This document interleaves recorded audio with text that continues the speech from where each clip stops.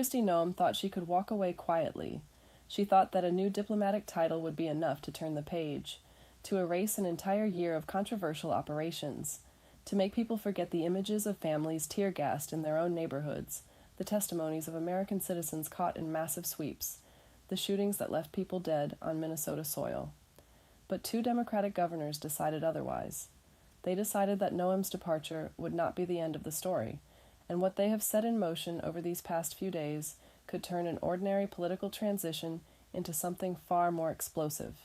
Here is what is actually happening. Donald Trump announced that Kristi Noem, Secretary of the Department of Homeland Security since the beginning of his second term, would be leaving her position.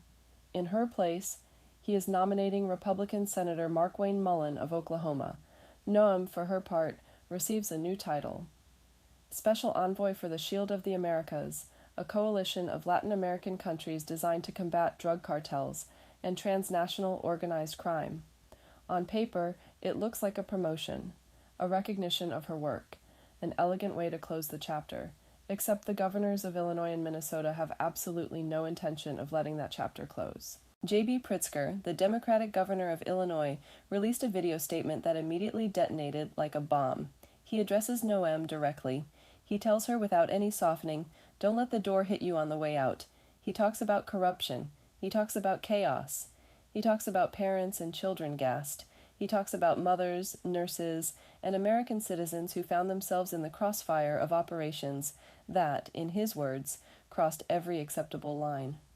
And he ends with a sentence that nobody in Noem's inner circle can afford to ignore: "You will still be held accountable." This is not ordinary political rhetoric. Pritzker is not simply criticizing from the sidelines. He has built something concrete. Earlier this year, he established the Illinois Accountability Commission, an official body tasked with maintaining public records on the conduct of federal law enforcement within the state. Its explicit mission is to recommend corrective measures to hold the federal government responsible. And now Pritzker has directed that commission to focus specifically on Kristi Noem, on her decisions, on her orders, on what happened during Operation Midway Blitz in Chicago. To understand why this commission was created, you need to understand what Operation Midway Blitz actually was. Chicago, a sanctuary city, became the site of massive immigration operations orchestrated by the DHS under Noem's leadership. Federal agents deployed what Pritzker openly describes as military-style tactics: excessive use of force near residential buildings, operations conducted near schools and hospitals, entire neighborhoods tear-gassed. These are the accusations made by the governor of the state where these operations took place. These are not rumors, these are not anonymous allegations. This is the governor himself, with his name, his title, his face on camera. The commission is chaired by retired federal judge Ruben Castillo, originally appointed by Bill Clinton to sit on the Northern District of Illinois. 30 years of legal experience, a man who measures every word. And when he spoke about this new mandate, his statement was surgical. "My 30 years of legal experience have always demonstrated to me that the statements and actions of the parties reveal their motivations and intentions. This situation is no exception." Judge Castillo is not saying he is going to investigate.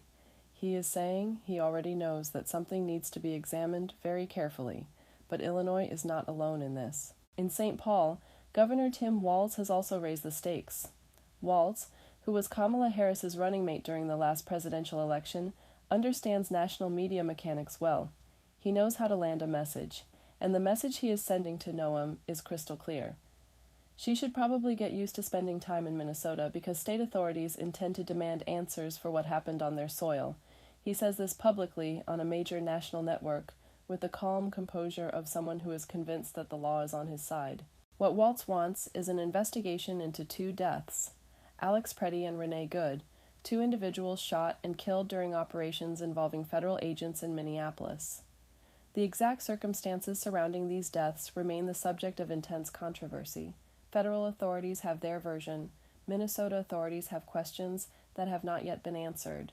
Walz has issued a public ultimatum to Republican senators: do not vote to confirm Mullin as DHS Secretary until Minnesota is granted full participation in the murder investigation. That is not a request. That is a declaration of political war delivered in the most formal terms possible.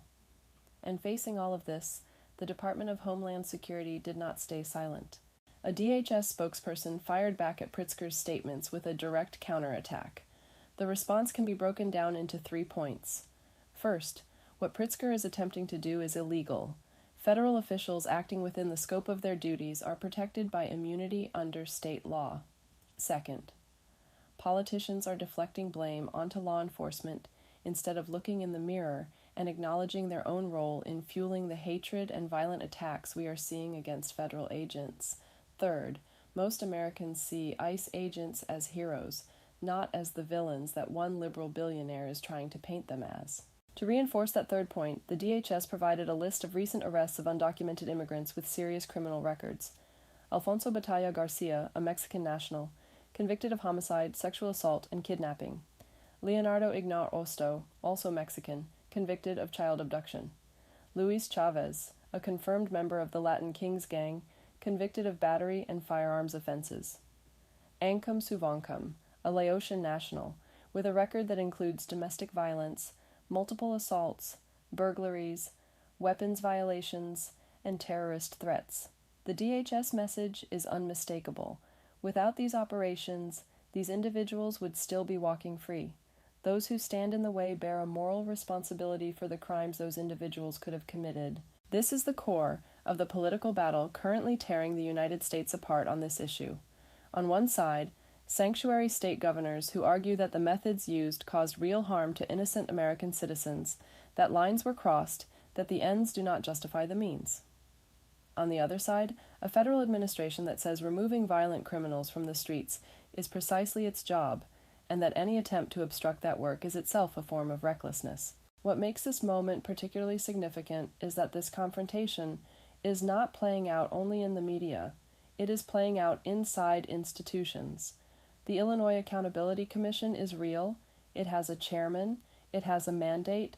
It has the power to subpoena testimony and establish public records. Pritzker explicitly cited Noem's hearings before the Senate Judiciary Committee, including pointed questions from Illinois Senator Richard Durbin about whether Noem had labeled certain American protesters as domestic terrorists, and tense exchanges with Senators Tom Tillis and John Kennedy about personal matters that reportedly left Trump himself furious. There is something critically important to understand here. The DHS argument that federal officials are shielded by immunity under state law is legally solid in many contexts, but immunity is not absolute. It does not apply to acts committed outside the scope of official duties. It does not shield against legislative investigations at the federal level, and it does not protect against public opinion, against records that accumulate month after month, against testimonies that eventually surface inside commissions like the one Pritzker has just activated. Senator Chuck Schumer has also seized the moment, using Mullen's nomination to argue that the corruption at DHS goes far beyond Noem herself. His position is that the problem is systemic, and that confirming a new secretary without a thorough investigation would amount to wiping the slate clean on an entire year of practices he considers unacceptable. What nobody is saying out loud, but everyone understands, is that we are witnessing something rarely seen in recent American history. State governors using their own institutions to attempt to hold former members of a federal cabinet accountable after they have left office. This is a constitutional battle waiting to happen. This is a confrontation over the limits of federal power versus states' rights. This is a fight over the very definition of what accountability means in a country where the federal government and state governments stare each other down on virtually every major domestic policy question.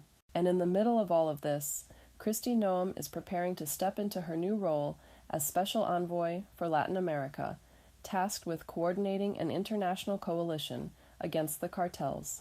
She will travel. She will negotiate. She will represent the United States abroad. Meanwhile, an official Illinois commission, led by a retired federal judge, will be scrutinizing every decision she ever made, and a Minnesota governor is publicly saying he expects to see her in St. Paul before this is over. The story of Kristi Noem at the DHS is not finished. It may only just be beginning.